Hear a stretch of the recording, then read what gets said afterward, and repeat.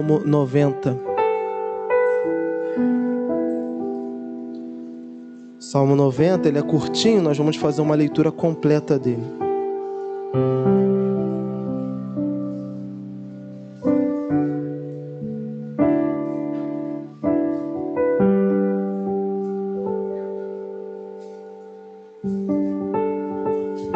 Salmo 90, uma raridade na literatura cristã, é um salmo que foi escrito por Moisés, né? Depois nós vamos ver aí que a importância desse salmo historicamente e espiritualmente para as nossas vidas. Então, vamos fazer a leitura completa dele. Após a leitura, não feche sua Bíblia, porque nós vamos destrinchar o texto. Versículo 1. Senhor, Tu és o nosso refúgio, sempre, de geração em geração. Antes de nascerem os montes e de criares a terra e o mundo, de eternidade a eternidade Tu és Deus. Fazes os homens voltarem ao pó, dizendo: retornem ao pó, seres humanos. De fato, 1000 anos para ti são como o dia de ontem, que passou como as horas da noite. Como uma correnteza tu arrastas os homens, são breves como o sono, são como a relva que brota ao amanhecer, germina e brota pela manhã, mas à tarde murcha e seca. Somos consumidos pela tua ira e aterrorizados pelo teu furor.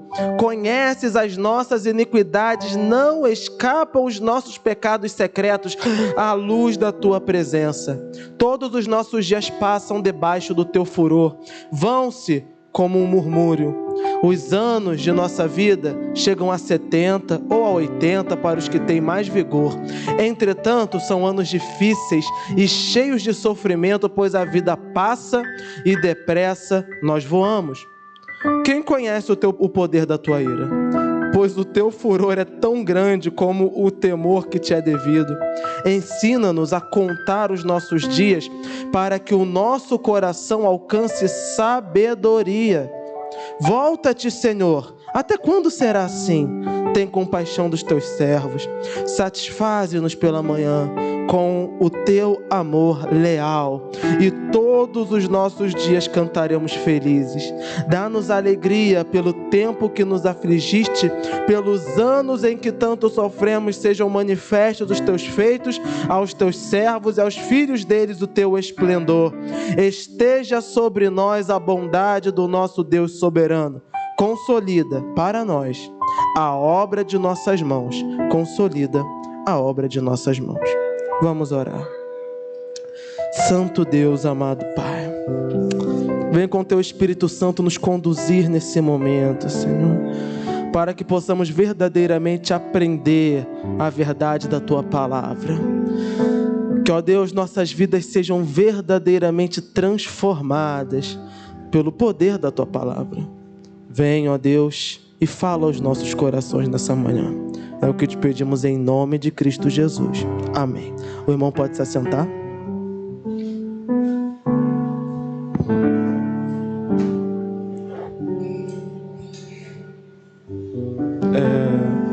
O Salmo 90, como eu falei, né, no início, antes da nossa leitura, ele é uma raridade, pois é um salmo que é atribuído a Moisés. E a literatura de Moisés, ela sempre foi voltada a uma quase que uma bibliografia do início de todas as coisas e também as doutrinas, né? A escrita das leis, como em Levítico. Então, quando nós encontramos esse momento aqui de um salmo, e a característica dos salmos é esse derramar do homem, do servo de Deus, expressando os seus sentimentos diante do Senhor, nós vemos algo que é raro na escrita de Moisés. Por quê? Quando nós vamos ler Gênesis, Êxodo, vamos ler os Pentateucos, nós vamos ver que Moisés não se trata em primeira pessoa, e sim em terceira pessoa. Moisés sempre vai escrever o seu texto se afastando o máximo, até como se não fosse nem ele que estivesse vivendo aquilo. Ele sempre tenta manter uma isenção naquilo que ele está escrevendo, justamente porque era uma característica judaica. Mas quando ele vai escrever esse salmo, aqui nós vemos o homem Moisés, a fragilidade de Moisés sendo exposta em todo o seu sentimento. E historicamente há 3 versões para quando esse salmo foi escrito. A primeira versão é que ele foi escrito ainda antes dos 40 anos do deserto, ou seja, enquanto Moisés estava ali enfrentando o faraó, né? E com o poder de Deus anunciando as pragas. Se isso for verdade, então o Salmo 90 seria, historicamente, o primeiro trecho da Bíblia a ser escrito, já que todo o Pentateuco foi escrito quando Moisés já estava no deserto. Então esse salmo aqui seria a primeira escrita bíblica, cronologicamente, essa oração de Moisés. Já outros vão acreditar que, até porque Moisés está demonstrando aqui, né, a questão do juízo de Deus, do furor de Deus, que se passa ou quando Moisés envia os 12 espias para analisar a terra de Canaã, ou quando há ali uma rebelião se montando contra ele, que ali, né, Moisés estaria também falando de tudo isso. O que nós vemos nesse texto? Nós vemos primeiramente que ele é carregado de um peso, onde o escritor ele está meio que demonstrando que o momento em que ele está vivendo é algo um pouco árduo. Ele sente quase que como fosse até mesmo a mão de Deus que estivesse ali pesando sobre ele, porque ele sente, né? Ele sente que a vida dele está se esvaindo. Ele olha para a vida do homem e fala: isso não vale nada. Parece que não vale nada. O seu pedido final, consolida a obra de nossas mãos, é quase como se ele estivesse falando: Senhor, que não seja em vão tudo isso que nós estamos passando. Por que talvez dizer isso? Se for na primeira era, ele está ali enfrentando o faraó, e ele não está vendo o faraó mudar o coração. Então talvez esteja dizendo: Senhor, que não seja em vão tudo isso.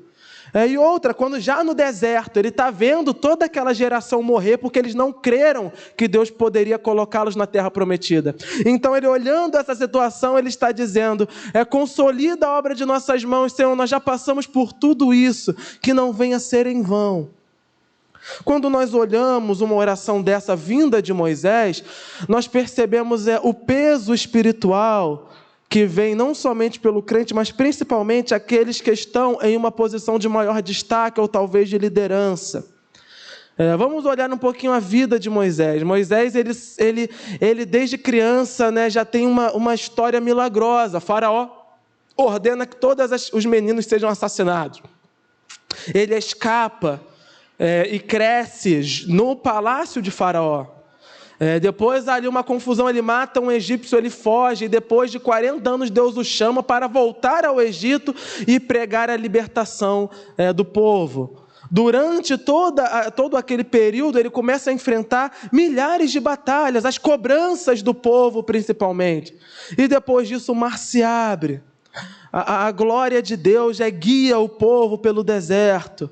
Mas aí o que acontece? Quando ele sobe ao monte para escrever as leis do Senhor, lá embaixo, seu irmão Arão e o povo estavam já adorando a um bezerro de ouro e fazendo orgias ali diante daquele bezerro.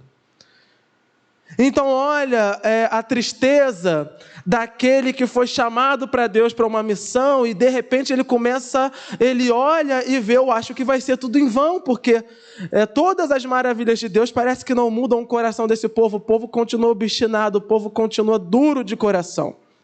Fora as demais batalhas, as demais cobranças. Moisés não tem carne, Moisés não tem pão, Moisés não tem água, e todo aquele povo indo em cima, o peso que vem sobre ele. Eu acredito que fora os reis bíblicos, como Ezequias, que enfrentou toda um cerco de Israel, Moisés foi aquele que enfrentou mais pressão,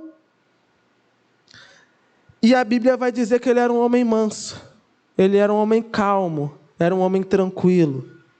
Então, quando nós olhamos só essa persona, a persona de Moisés, nós vemos que ele é um exemplo não apenas para aqueles que ocupam um cargo de liderança, mas para todo crente que naturalmente já está em destaque. Porque nossas vidas como cristãos estão em destaque para esse mundo. O crente está em destaque no seu local de trabalho. O crente está em destaque na sua faculdade, na sua escola. O crente sempre está em destaque porque é para onde o mundo olha, é onde deve brilhar a luz de Deus. E aquele que está em destaque sempre enfrentará batalhas maiores do que aqueles que não estão, e lutas maiores e cobranças maiores. Os erros que os outros cometem, nós não temos o direito de cometer, porque se cometermos, tu não é crente? As ansiedades que o mundo sofre, nós não temos o direito de sofrer, senão vão dizer, olha, cadê o teu Deus? Você não dizia que cria. Então parece, muitas das vezes, que o crente precisa ser um super-homem ou uma super-mulher, sempre forte, quase que isento de todos os problemas da humanidade, mas a verdade nós estamos inseridos nesse mundo, e todas as batalhas desse mundo nos afligem também. Nós somos afligidos pelo desemprego, somos afligidos pelas pandemias, somos afligidos pelas doenças, nós sofremos a mesma coisa que sofre o mundo. E não há nada errado em assumirmos a nossa fraqueza, nos devotando inteiramente a Deus. Porque nós não somos superpoderosos, nós somos frágeis, fracos. E as batalhas dessa vida muitas das vezes nos derrubam e nos colocam ao chão. E se sol e chuva vêm para todos, e se as batalhas dessa terra vêm para todos, então qual a diferença do cristão para o não crente? A diferença já começa a ser vista nos 2 primeiros versículos, vamos lá. Senhor, Tu és o nosso refúgio sempre, de geração em geração, antes de nascerem os montes e de criares a terra e o mundo, de eternidade a eternidade, Tu és Deus. Então a diferença entre nós e o mundo não é que estamos isentos da batalha, mas enquanto o mundo está com seus olhos fitos nas adversidades, o crente olha para os céus e olha para a graça de Deus. Então nós não somos melhores e nem mais fortes, muito pelo contrário, muitas das vezes nós somos até emocionalmente mais frágeis do que eles, mas nós temos um refúgio seguro, porque nós cremos no Deus Todo-Poderoso. Então não é a nossa força, não é a força do líder, não é o quanto o líder é forte, o quanto o pastor é forte, não é o quanto o crente é forte, mas o quanto confiamos em Deus e o quanto depositamos nossa esperança no Senhor. É isso que fará a diferença. E Moisés, ele começa demonstrando isso, ele inicia o seu salmo glorificando a Deus. És o nosso refúgio sempre. O que é um refúgio? Refúgio é um lugar separado, e hoje ainda existe. Refúgio é um lugar separado para tempos de calamidade, onde o povo, e principalmente as autoridades, os reis, podem se esconder no caso de uma invasão, ou no caso de uma batalha terrível. Então, em meio a batalhas onde nós podemos até observar que nós vamos até perder, para onde nós iremos fugir, onde iremos nos esconder? Nós temos um refúgio em Deus, Ele guarda as nossas vidas. Em um refúgio eram armazenados comida, para que a pessoa pudesse ficar lá protegida e alimentada. Em Deus nós temos isso, em Deus como refúgio perfeito, eu tenho segurança para a minha alma, segurança para a minha vida, e tenho alimento para que eu possa continuar sustentado e firme, para continuar enfrentando as batalhas da vida. Como o nosso diácono falou quase agora, orou, e não necessariamente foi a solução do problema, mas só a presença de Deus estando na vida dele já lhe fortaleceu a continuar enfrentando o problema. Então as maravilhas de Deus não se limitam apenas à solução das nossas batalhas, mas principalmente a nos fortalecer a enfrentar essas batalhas. Pois há batalhas que talvez nós enfrentaremos durante toda a nossa vida. Moisés teve que aturar aquele povo até o fim da sua vida e não entrou na terra prometida. Há batalhas da qual Deus não vai nos livrar e há bênçãos da qual Deus não vai nos dar. Mas em Deus nós temos um refúgio para continuarmos enfrentando essas batalhas, de modo que eu sei, ainda que eu passe a vida inteira enfrentando essa doença, enfrentando essa crise, enfrentando essa luta, eu não vou cair, Deus está comigo. É a certeza da segurança em Deus, antes de nascerem os montes, ou seja, qual é o exemplo de maior segurança que Moisés tinha ali ao seu redor? Eles moravam em tendas. Uma tenda, você dá um chute e ela desaba. Então, onde ele olhava a segurança? Ele olhou para os montes. Ele falou que aquele monte sim é seguro. Não é que nem eu, um homem fraco, ou essas tendas que nós moramos. Aquele monte é seguro. E ele vai dizer, antes de nascerem os montes e de criares a terra, de eternidade a eternidade, tu és Deus. O que ele está dizendo? Esse monte que é tão firme, tão sólido, antes mesmo dele ser criado, já havia um Deus sobre a terra. Então, de onde vem a perfeita segurança? Quem é aquele que verdadeiramente é firme, é sólido? É o nosso Deus. É a rocha a qual nós nos estabelecemos. É a rocha a qual foi edificada a igreja, Cristo Jesus, o Senhor da glória. Então, quando eu olho para esse mundo, eu percebo que tudo, absolutamente tudo que existe nesse mundo é perecível. Até os montes podem ruir e cair. Mas há um Deus que existe antes da criação de todas as coisas, de eternidade a eternidade. Sabe o que ele está dizendo com isso? De um tempo sem fim, da qual não se pode calcular. Antes de sequer existir qualquer coisa, já havia um Deus todo-poderoso governando sobre todas as coisas. Então, ainda que o mundo venha a ruir, os governos venham a ruir, os homens venham a ruir, a doença chegue no nosso lar, a adversidade bata à nossa porta, antes de tudo isso acontecer, já existia um Deus todo-poderoso. Nele eu posso encontrar segurança para a minha vida. E aí ele vai continuar, agora não mais olhando para a segurança de Deus, mas para a fragilidade do homem. Ele começa os 2 primeiros versículos olhando para Deus. Ele vai dizer, olha, Deus é o refúgio, Ele é mais firme que uma montanha, pois existe de eternidade a eternidade. Mas agora ele vai observar a fragilidade do homem e vai fazer um comparativo entre Deus e o homem. Versículo 3. Fazes os homens voltarem ao pó, dizendo, retornem ao pó, seres humanos. De fato, 1000 anos para ti são como o dia de ontem que passou, como as horas da noite. Como uma correnteza tu arrastas os homens, são breves como o sono, são como a relva que brota ao amanhecer. Germina e brota pela manhã, mas à tarde murcha e seca. Aqui ele está falando sobre a brevidade da vida. Então, ele olha e aqui ele estabelece uma verdade, que é uma verdade bíblica e cristã, da qual nós devemos ter certeza. Fazes os homens voltarem ao pó. Isso aqui é morrer. Está falando morrer, você voltar ao pó. Né? Você virar osso e o osso desfazer, voltar ao pó. O dono da vida e da morte é o Deus Todo-Poderoso. Dono da vida e da morte é o Deus Todo-Poderoso. Isso não significa que vamos viver vidas de risco. Pois o nosso Senhor Jesus dá o exemplo quando repete a palavra de Deus, não tentarás o Senhor teu Deus. Então, crer e confiar que vida e morte estão nas mãos de Deus não é razão para viver uma vida desleixada sem se preocupar com a sua própria segurança ou com as demais coisas. Isso é tentar ao Senhor Deus. Nós devemos nos cuidar, devemos cuidar da nossa vida, da nossa família, da nossa saúde. Não é isso que estamos dizendo. Mas o que Moisés está deixando aqui claro é que a vida do homem não está entregue ao acaso.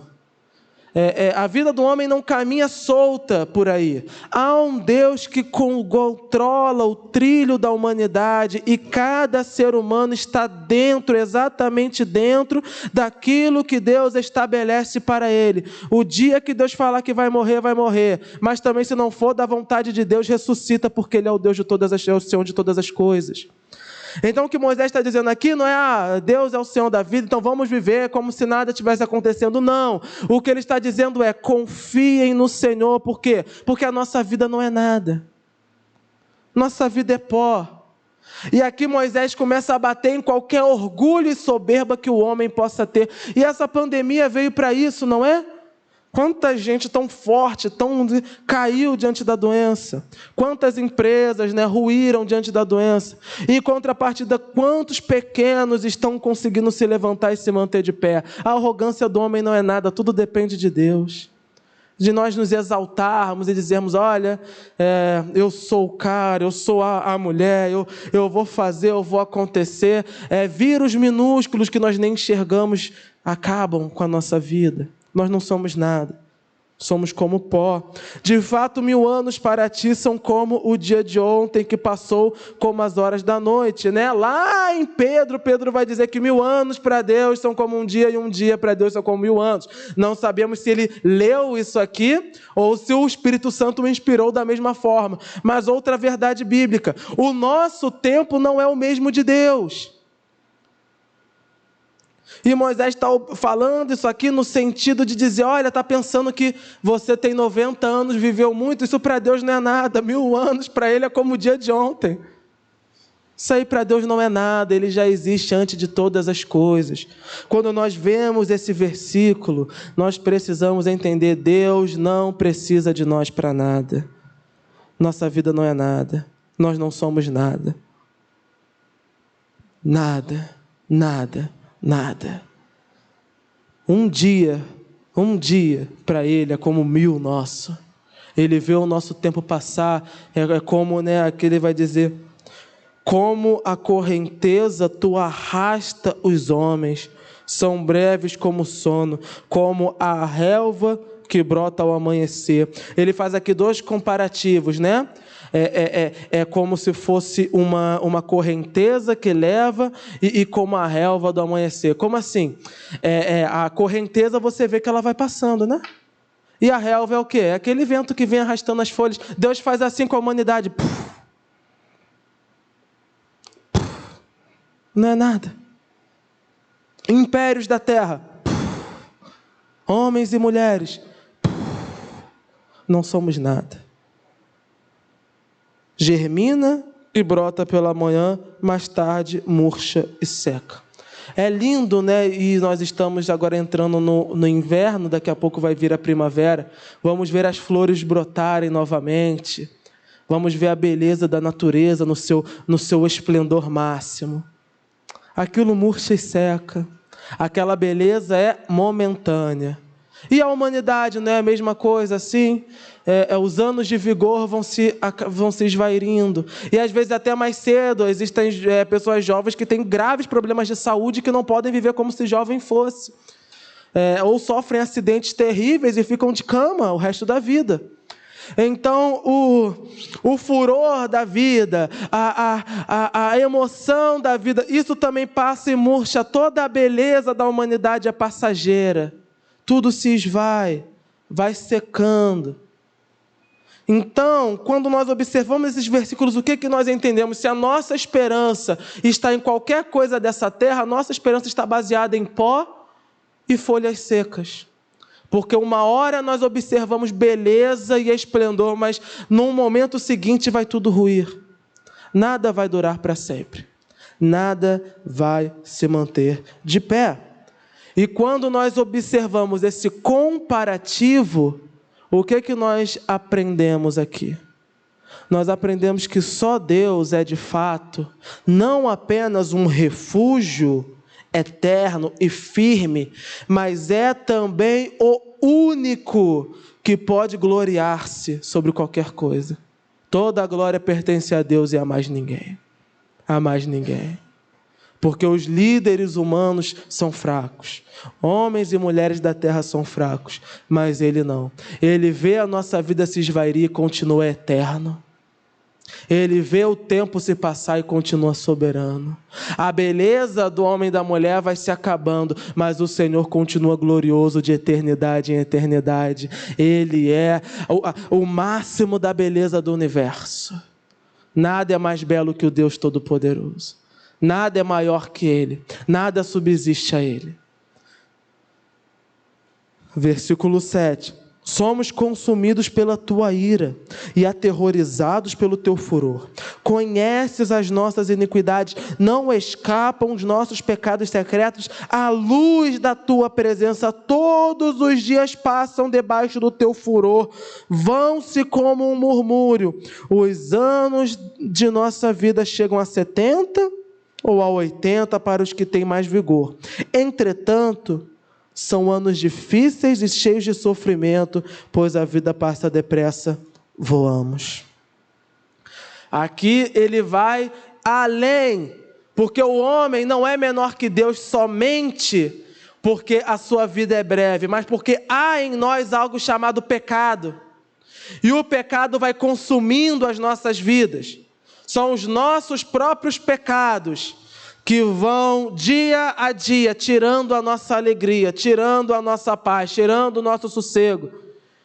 Porque a humanidade, no seu ápice de pecado, ela chega ao que nós vemos hoje, violência atrás de violência, onde nós não podemos dormir em paz, onde mães não conseguem ter paz enquanto os filhos não estão em casa, e muitas das vezes não tem paz dentro de casa, porque a violência está ao seu redor.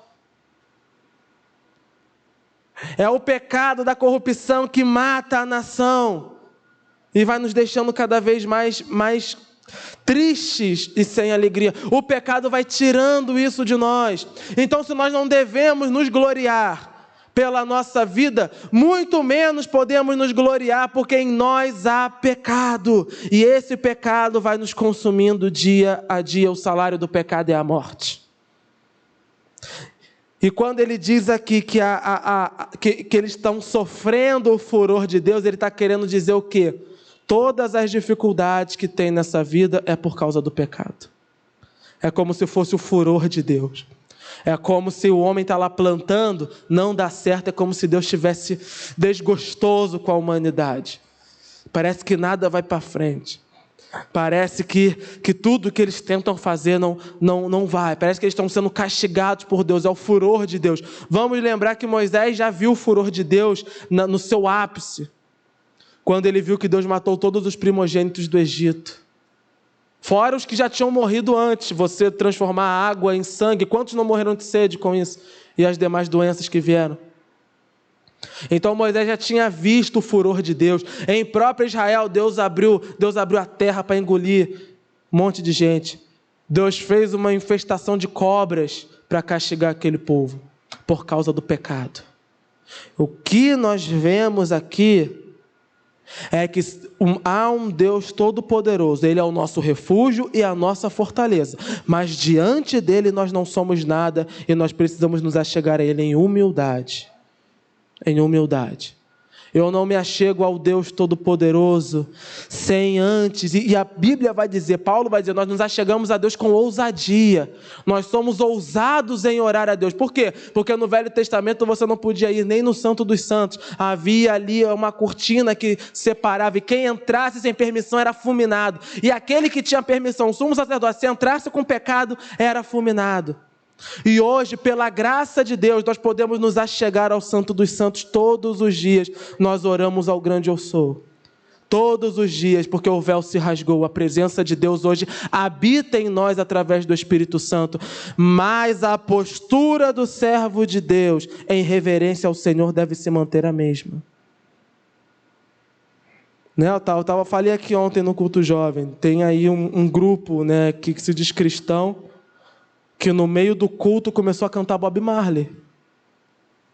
E cantaram, e riram, e ainda debocharam daqueles que acharam ruim. Cadê a reverência ao Senhor? Isso aqui, quando nós chegamos aqui, é para cantar altos louvores a Deus. É para glorificar a Deus. Ah, nós somos santos, e eles não, nós somos pecadores também. Mas o pecador tem que ter reverência diante de Deus. É justamente por sermos pecadores que temos que ter mais reverência a Deus. Quanto mais pecador eu for, mais reverência eu tenho que ter. E não o contrário. Porque há um pensamento hoje na humanidade de que a presença de Deus é algo que simplesmente traz alegria. A presença de Deus não é só alegria, ela é justiça também, ela é juízo também. Quando nós estamos diante de um Deus que rege todo o universo, diante dele eu não bato no peito e me acho tal, eu me curvo a ele em reconhecimento da grandeza e a sua santidade. E eu clamo, como Jesus falou na história do rico e o Lázaro, lá no fundo: Senhor, tem misericórdia de mim, porque eu sou pecador. Tem misericórdia de mim, eu não mereço estar aqui. Irmãos, vamos entender, nós não merecemos vir aqui. Todo domingo nós chegamos aqui, nós invocamos a presença de um Deus que, se fosse olhar para os nossos pecados, teria que matar todos nós, a começar pelo pregador. E se nós estamos aqui, se nós ouvimos a palavra de Deus, saímos daqui renovados, é porque as misericórdias do Senhor têm se renovado sobre nós. É um orgulho e um prazer glorificarmos ao Deus Todo-Poderoso. Não é brincadeira. Não é algo que pode ser tratado como se não fosse nada. Aqui somos aterrorizados pelo teu furor. Há um medo no servo de Deus. O servo de Deus deve ter medo do Senhor, não um medo no significado de viver em pânico, mas temor santo, que é reconhecer: eu só estou aqui pelas misericórdias de Deus, eu não vou abusar da sua paciência. Isso é temor ao Senhor. Moisés tinha medo que o povo de novo fizesse alguma besteira e Deus viesse com juízo. Conheces as nossas iniquidades. Não escapam os nossos pecados secretos à luz da tua presença. Podemos esconder tudo dos homens, nós não escondemos diante de Deus. Ele sabe cada um dos nossos pensamentos, os pecados secretos, que somente nós sabemos, que nós tentamos esconder de toda forma. Deus sabe, Deus sabe. Meu Deus, todos os nossos dias passam debaixo do teu furor, vão-se como um murmúrio. Os anos da nossa vida chegam a 70 ou a 80 para os que têm mais vigor. Entretanto, são anos difíceis e cheios de sofrimento, pois a vida passa depressa e nós voamos. Essa aqui é a realidade da humanidade, irmãos. Aqueles que podem bater no peito e dizer que viveram uma vida feliz durante toda a sua vida, não tiveram momentos de verdadeira aflição, são 0,1% da humanidade. Isso se chega a isso. Porque até mesmo os mais ricos, no auge da sua glória, vão enfrentar a perda de um ente querido. E não há dinheiro que vá trazer o parente de volta. Doenças que vêm que não tem cura nem para os mais ricos. Então não adianta, não importa onde nós vamos nos esconder e nem quantos anos nós vamos viver, né? Aqui ele é generoso, 70, 80 para os que têm mais vigor. Nós sabemos que há muitos que chegam a mais que isso, louvado seja Deus. Mas o que ele está dizendo 70 anos de pura batalha e luta. São dias de luta. Essa visão errônea que muitos crentes têm hoje de que ser crente é viver só em vitória, viver só em felicidade, ela não se encaixa na Bíblia, porque a vida dos crentes é sofrida. É uma vida sofrida. E vou dizer mais, muitas das vezes são os crentes que mais sofrem, que têm melhor testemunho, que são mais usados por Deus, porque Deus gosta desses. Porque no meio da batalha, no meio da aflição, não abandonaram ao Senhor. Acreditar que eu estou sendo abençoado por Deus, que eu não estou sofrendo batalha, não estou sofrendo luta, pode até ser sim. Mas é necessário ter sabedoria para identificar essas coisas, porque aquele irmão que nós olhamos falando é um desgraçado, vive em desgraça, talvez seja esse que esteja com uma unção de Deus mais poderosa que qualquer outro, porque na sua momento de total aflição ele fala: Senhor, estou em tuas mãos. E ali Deus usa aquele servo de Deus para pregar o evangelho, para orar e pessoas serem curadas. E quantos estão enfermos, oram por outros, aquele é curado e ele continua enfermo. Quantos pregam sobre família, as famílias são restauradas e a dele continua em crise. Amados, nós não podemos achar que porque o crente está passando por uma luta, por uma adversidade, ele foi esquecido por Deus ou ele está sobre juízo divino. Não, a vida do crente é essa mesmo. A vida do crente é essa mesmo. Nós vamos ver as histórias dos servos de Deus, principalmente no Velho Testamento, perseguidos de morte. A maioria dos profetas não era rico, era pobre, vivia em miséria. Miséria. Elias foi morar de favor na casa de uma viúva e só tinha para comer azeite e farinha. Mas o azeite e farinha quem deu? O Deus Todo-Poderoso. Mesmo nas atribulações e nas batalhas, é isso que Moisés está dizendo. Nesses 70 anos de luta, nesses 80 anos de luta, nessa batalha e nessa aflição, há ainda um refúgio para nós em Deus Todo-Poderoso. Então o que vai definir a vida do crente não é quantas batalhas ele enfrenta ou não. Não é se um dia ele está de cama e não pode ir à igreja ou não. O que vai definir a batalha do crente é a postura que ele tem diante das adversidades. E qual é a nossa postura diante dessa vida? Nesses 70, 80 anos, e Deus queira que nós cheguemos pelo menos a isso, porque muitos morrem até antes. Qual será a nossa postura, o nosso modo de viver nesse mundo diante dessas batalhas e dessas aflições? Será um modo de vida de desespero e terror pelas batalhas da humanidade, ou nós vamos reconhecer: Senhor, a minha vida não é nada, por isso eu me dedico unicamente a Ti? O que nós vamos entender disso? Versículo 11: quem conhece o poder da tua ira, pois o teu furor é tão grande como o temor que te é devido. O que ele está dizendo é o quê? Quem está vivo para dizer como é o furor da tua ira? É isso que ele está dizendo. A humanidade já viu o furor da ira de Deus, mas quem está vivo para contar a história? O juízo de Deus é algo terrível, terrível. E às vezes nós crentes falam: só Deus pode me julgar. Irmãos, quando Deus julgou o mundo antigo, Ele mandou um dilúvio e matou todo mundo. Só sobrou Noé e a família. Quando Deus enviou um juízo sobre Sodoma e Gomorra, morreu todo mundo, só sobrou Ló e as 2 filhas. Até a mulher morreu porque olhou para trás. Não fique esperando o juízo de Deus, não. Não clame pelo juízo de Deus, não. A gente não tem que orar: Deus que me julgue. Tem que falar: Deus que não me julgue. Ele tem a misericórdia da minha alma. Porque o dia que o juízo de Deus vier, meu Deus, quem vai sobrar para contar a história? Quem vai ficar vivo para dizer: olha, Deus me julgou naquele dia? Quem? O juízo de Deus é terrível. É terrível. Ser servo de Deus não é brincadeira. É um peso muito maior para aqueles que são representantes de Deus. Talvez você seja representante de Deus no teu lar, talvez só tenha você de crente, ou talvez tenha um não crente na tua casa. Que peso que é, você precisa entender esse peso que está sobre a tua vida, o peso de representar o Deus Todo-Poderoso. Isso é um peso. Isso é um peso que você vai carregar para o resto da tua vida. No meio da tua vizinhança, todo mundo, todos ímpios, ninguém é crente, eles estão olhando para você. Isso é um peso, você tem que começar a entender. Você carrega o peso da cruz ali, o mundo olha para isso. Se não tiver Deus como refúgio, irmãos, se não tiver Deus como refúgio, nós vamos cair, ou nós vamos jogar a cruz para o chão e falar: estou fora, porque eu não aguento mais isso. Eu não aguento mais essas batalhas. Eu não aguento mais essa luta. Eu não aguento mais ensaiar o coral, eu não aguento mais fazer parte do coral, eu não aguento mais fazer parte da mídia, eu não aguento mais evangelizar para que estão lá fora, eu não aguento mais evangelizar para o marido, para a esposa, eu não aguento mais, eu vou jogar fora. Porque pela nossa própria força nós não vamos conseguir. A nossa esperança está num Deus que nos fortalece. Só Deus pode nos fortalecer, irmãos. É como o diácono fala, e é maravilhoso quando o Juninho está falando, porque ele fala de um jeito como se ele não enfrentasse problema nenhum, né? Só quem conhece sabe o que esse homem passa, né? Só quem conhece sabe o que esse homem passa na vida dele. Mas quando ele fala, ele tem uma leveza. Então a leveza não é porque Deus livrou ele dos problemas, não. É porque Deus está ali visitando ele. Isso é fortalecimento de Deus. É isso que Deus tem para nós, alegria, independente das circunstâncias.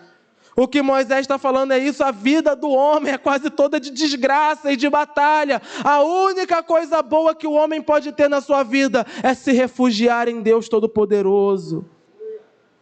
Não tem mais esperança para nós, irmãos, nesse mundo. Versículo 12: ensina-nos a contar os nossos dias, para que o nosso coração alcance sabedoria. O que ele está falando aqui? Contar os nossos dias. Olha, já passei por tanta coisa, o que eu posso aprender com isso? Vamos aprender a contar os nossos dias, não importa quão jovens ou quão velhos estamos. Vamos contar os nossos dias. Senhor, Tu me fez viver até aqui. Senhor, Tu me trouxe até aqui. Me ajude a alcançar mais sabedoria, Deus Todo-Poderoso. Que eu não cometa os mesmos erros que eu cometi antes. Que no meu futuro não venha a ser um futuro longe da Tua presença, mas um futuro sábio. Ajuda-me, Espírito Santo, a isso. Por que nós devemos aprender a contar os nossos dias? Justamente porque nós não somos nada. A nossa alegria, a nossa felicidade terrena não é nada.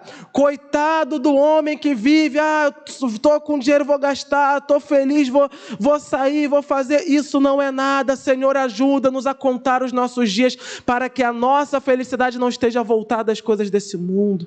Ajuda-nos a contar os nossos dias, Senhor. E agora, nos versículos finais, ele vai fazer o clamor final a Deus. Volta-te, Senhor. Até quando será assim? Tenha compaixão dos seus servos. Satisfaze-nos pela manhã com o teu amor leal, e todos os dias cantaremos felizes. Dá-nos alegria pelo teu tempo que afligiste, pelos anos que temos sofrido. Sejam manifestos os teus feitos aos teus servos e aos filhos deles o teu esplendor. Que ele está dizendo aqui, Senhor, mesmo diante de tudo isso, dá-nos da tua alegria. Eu tenho que acordar de manhã, irmãos, quando nós acordamos para trabalhar, Senhor, dá-me da tua alegria. Me faz reconhecer que eu sou abençoado em acordar hoje, porque eu devia ter morrido dormindo, ou podia ter morrido. Quando chegar em casa, chama a família, vamos agradecer a Deus, porque eu devia ter morrido de bala perdida aí no meio do caminho, eu cheguei em casa, vamos agradecer ao Senhor. Vamos agradecer a Deus. Vai sair da igreja, vamos agradecer a Deus, porque nós temos uma igreja aberta onde nós podemos congregar. Crentes que não têm isso, vamos clamar, pedir ao Senhor, Senhor, dá-nos da tua alegria, porque a alegria desse mundo passa, mas a alegria do Senhor, ela se mantém independente das circunstâncias. Todos os dias seremos felizes, todos os dias. Sejam manifestos os teus feitos aos teus servos e os filhos deles o teu esplendor. Senhor, continua a fazer milagres e maravilhas. Clamar ao Senhor pelos seus milagres e maravilhas. Clamar a Deus para que Ele nos use na sua obra. É triste quando o crente está enfrentando uma batalha, uma adversidade, ele tem a postura às vezes de abandonar a obra de Deus para que ele possa se voltar àquela batalha. Mas o que Deus espera de nós é justamente o contrário. É nos momentos de batalha e aflição que talvez Ele vai nos usar mais na sua obra. Porque Deus gosta disso. Paulo vai dizer, quando sou fraco, aí que sou forte. É dependência de Deus. Quando está tudo bem, muitas das vezes a gente, faça o quê? Hoje está tudo certo. Hoje está tudo tranquilo. Mas quando está na dependência de Deus, o pregador, por exemplo, quando o pregador está inspirado, tem 10, 20 pregações, mas tem vezes que o pastor vai chamar, não vem nada na mente, nada do que eu vou falar, e tem que ficar de joelho clamando a Deus, e geralmente são essas as mensagens em que Deus mais vai trabalhar. Por quê? Porque estava ali na dependência do Senhor.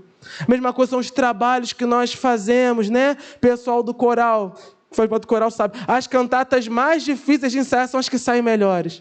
As que tem mais luta, tem mais adversidade, tem mais gente doente, são as que saem melhores, porque Deus gosta disso. É quando está ali na batalha, na luta, o crente não para, ele continua de pé, ele continua firme. Deus vai usar, vai fazer as maravilhas, e os filhos vão ver, caramba, olha a maravilha que Deus está fazendo na vida do meu pai e da minha mãe.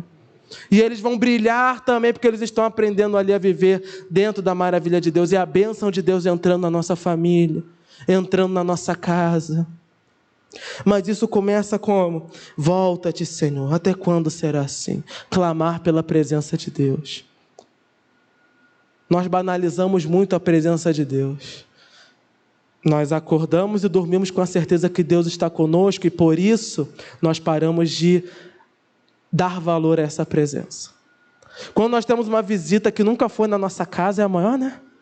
Arruma tudo, não sei o quê, bababá, nananã, bababá. Agora vai alguém que vai sempre, vai todo dia, vai. Senta aí, rapaz, vai. Abre a geladeira, pega aí, né? Está tudo bem. Mas com o nosso Deus não pode ser assim. Porque é diferente de nós que somos iguais e ninguém é mais importante que ninguém. Deus é mais importante que todos. Todos os dias a sua presença deve ser tratada com reverência. Acordou, Senhor, hoje tu é convidado a estar aqui nessa casa. As músicas têm que ser ambiente. Você vai convidar alguém para a tua casa, você não vai colocar uma música que ele não goste. Você queira perturbar a vida dele. Você vai chamar Deus para a sua casa, coloca altos louvores ao Senhor, vamos exaltar. Essa casa será chamada casa de oração. Vamos exaltar a Deus. Bota o louvor aí, vamos fazer um ambiente agradável ao Senhor. Vamos oferecer sacrifícios de oração a Ele. Ele está aqui nesse lugar, porque todo dia é um privilégio receber a presença de Deus. Ai de nós no dia que Ele não for. Aí vai tudo para o ralo. E para encerrar, versículo 17. Esteja sobre nós a bondade do nosso Deus soberano. Consolida para nós a obra de nossas mãos. Consolida a obra de nossas mãos. Esteja sobre nós a bondade do nosso Deus soberano. Eu tenho um Deus que é bom e um Deus que é soberano. E quando eu estou doente, eu tenho um Deus que é bom e tenho um Deus que é soberano. E quando eu estou desempregado, eu tenho um Deus que é bom e um Deus que é soberano. Se Ele é bom, Ele tem prazer em me abençoar. Se Ele é bom, eu posso descansar que Ele quer o melhor para mim. Se Ele é bom, eu posso encontrar paz e refúgio nele. Agora, se Ele é bom e soberano, eu sei que basta uma palavra dEle para que tudo seja transformado na minha vida. Se eu tivesse só um Deus bom, talvez eu não creria tanto nele. Porque bom todo mundo é, ou tenta ser. Agora, soberano, só um é, só Deus. Ele é bom, melhor que tudo que existe, mas mais do que isso, Ele é soberano. Todo o governo está em suas mãos. Tudo o que eu passo na minha vida, até mesmo as atribulações, estão debaixo da soberania de Deus. As batalhas mais difíceis, as lutas mais acirradas. E quando eu caio, tem um Deus bom para me levantar e um Deus soberano para me manter no caminho. Podemos confiar nesse Deus. Consolida a obra de nossas mãos, Senhor. Que não seja à toa tudo isso que eu já vivi. Que os dias que eu vá na igreja não sejam à toa. Consolida, Senhor. Que a palavra que foi pregada a mim não tenha sido à toa. Consolida. Consolida a obra de nossas mãos. Que não venha a ser tudo em vão. E como pode ser tudo em vão? Pode ser tudo em vão no dia que chegarmos na presença de Deus, Jesus falar: nunca te conheci. Foi tudo em vão. Senhor, em teu nome profetizei. Senhor, em teu nome expeli demônios. Não te conheço, foi tudo em vão.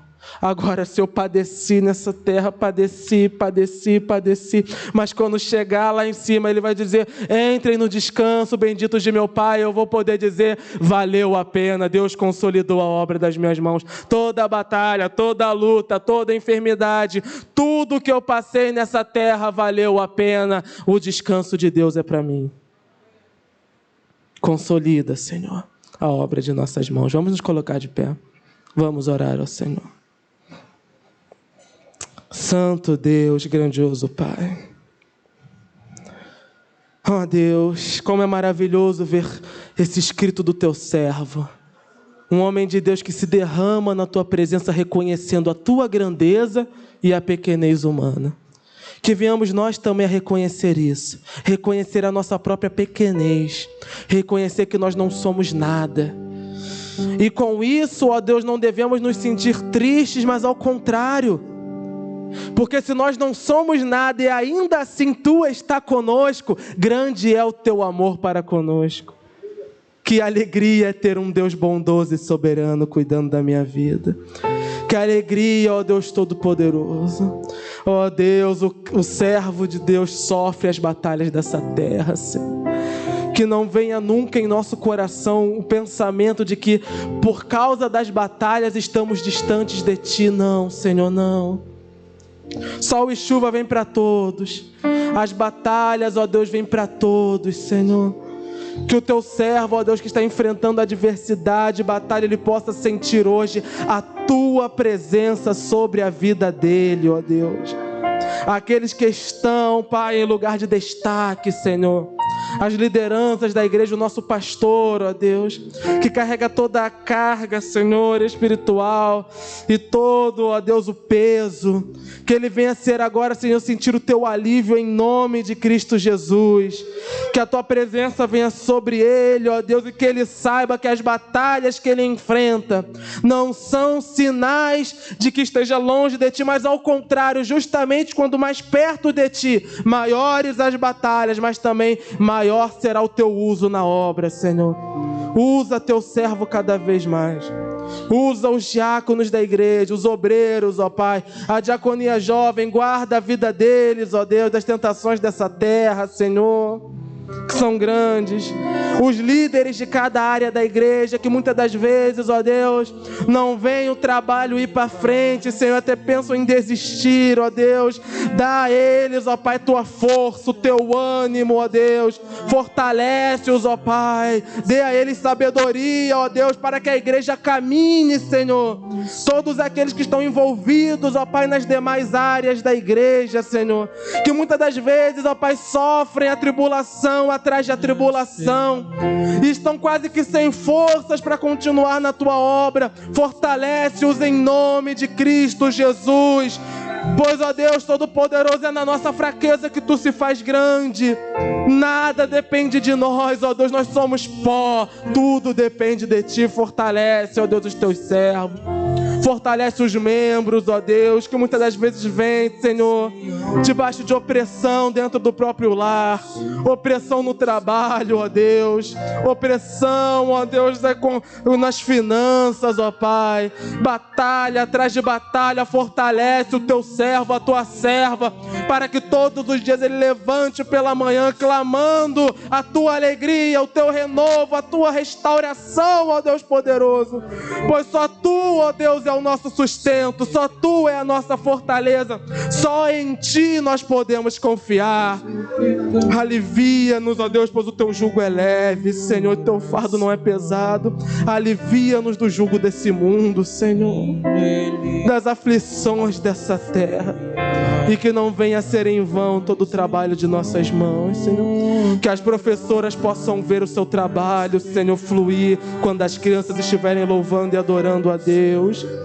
Que os líderes possam ver seu trabalho fluir quando verem que a sua equipe com seu trabalho está adorando e louvando a Deus. Que o teu servo e a tua serva possam ver que pregando dentro de casa está havendo mudança. Que o teu servo e a tua serva possam ver que a oração dela está sendo ouvida e que a saúde dela está sendo restaurada. Porque, ó Deus Todo-Poderoso, nós confiamos inteiramente em ti. Que não venha a ser em vão, Senhor. Fortalece-nos, Deus, fortalece-nos. É o que te pedimos, no santo nome de Cristo Jesus. Amém. Glórias sejam dadas ao Senhor.